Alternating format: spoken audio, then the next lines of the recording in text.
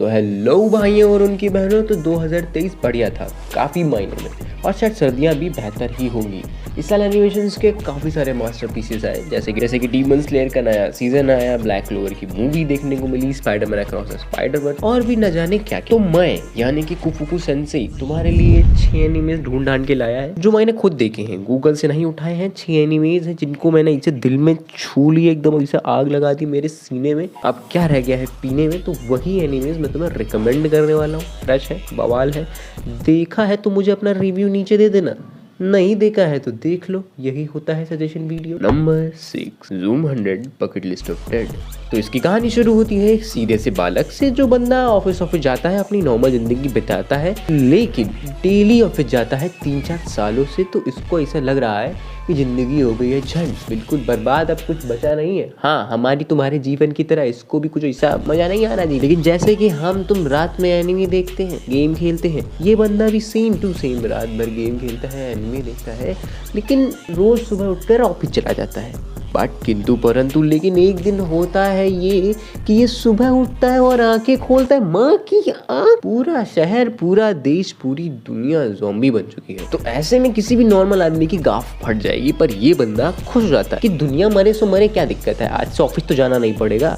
तो ये इस खुशी में कि आज से ऑफिस नहीं जाना पड़ेगा, ये अपनी एक डायरी बनाता है जिसमें ये सारी चीजें लिखता है जो इसे करनी होती है मरने से पहले। और यही है थीम तुम्हारा इस एनिमे का, जिसमें एक बंदा इतनी बड़ी ट्रेजेडी में अपने सभी ख्वाबों को पूरा करता है। बकचोदी बहुत ही ज्यादा है, अपर लेवल है, मन करे तो देख लेना। नंबर 5, तो छोटे बच्चों के लिए डिस्क्लेमर कि जो भी ये बच्चे एनिमे देखना चाहते हैं ना देखें, क्योंकि ये 18+ एनिमे, इसमें ऐसे बहुत सारे सीन है जो तुम देखने के बाद कहोगा कि नहीं भाई ये नहीं देखना चाहिए था, और फिर भी उसके बाद देख रहे हैं। तो स्कीम का फ़ोन मत यूज़ करना, क्योंकि अगर तुम तुम्हारी माँ का फ़ोन यूज़ करोगे तो वो देख लेंगी और तुम्हें पेल देंगी।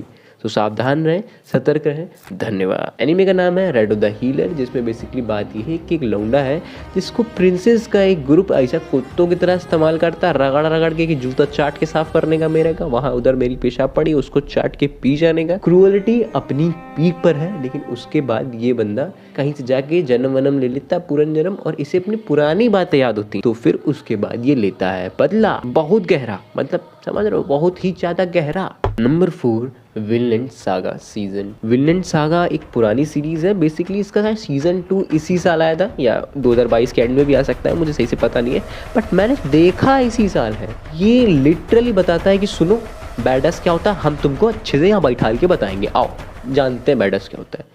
इसकी स्टोरी मुझसे बिल्कुल ही मत सुनो, थीम गया माँ चुदाने, मुझसे मत पूछो थीम क्या है, चुपचाप जाके बस देखो। अगर तुम्हें बैडस एनीमे पसंद है, अगर तुम्हें एरन येगर अच्छा लगता है, तो जाओ ताताकाय। नंबर 3, ओशिनोको।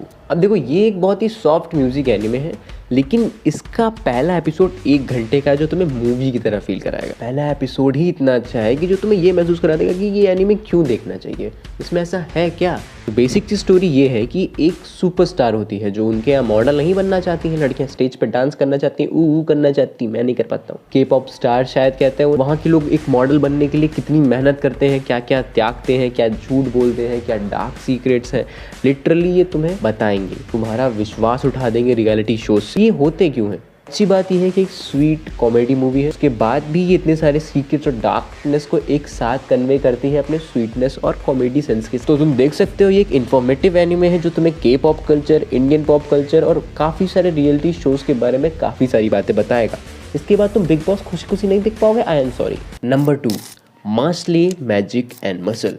अब देखो, मास्ले भैया हमारे एक नॉर्मल से लौंडे हैं। अब इसको समझाने के लिए मैं तुमको यही कहूँगा कि सोचो क्या होती द साइतामा द स्टड लौंडा गलती से हॉगवर्ट्स में एडमिशन ले लेता। तुम तो ये बात जानते हो कि साइतामा भैया को कितना जादू टोना आता है। अब हॉगवर्ट्स में जाके क्या करेंगे, ये तबाही मचाएंगे।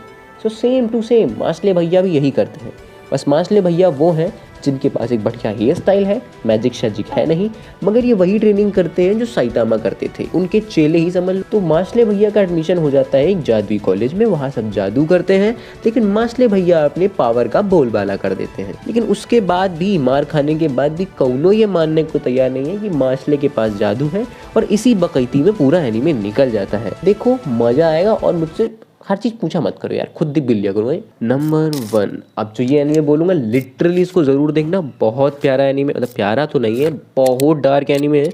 देखो अगर तुम्हें एक्शन एनीमे बहुत पसंद हेल्स पैराडाइज। लिटरली ये एनीमे ये बताता है कि एक गुंडा, एक हरामखोर कुत्ता कैसा होता है, लेकिन वो भी जब वो मरना चाहता है, उसको जीवन से कोई भी लगाव नहीं है, वो कह रहा है बस तुम मुझे मार दो। अब पूरी सेना, पूरे लोग देश के लगे पड़े हैं कि हाँ भैया हम तुमको मार देंगे, चाकू से काट रहे हैं, लावा से जला रहे हैं, सब कुछ कर रहे हैं, लेकिन वो नहीं मर रहा है।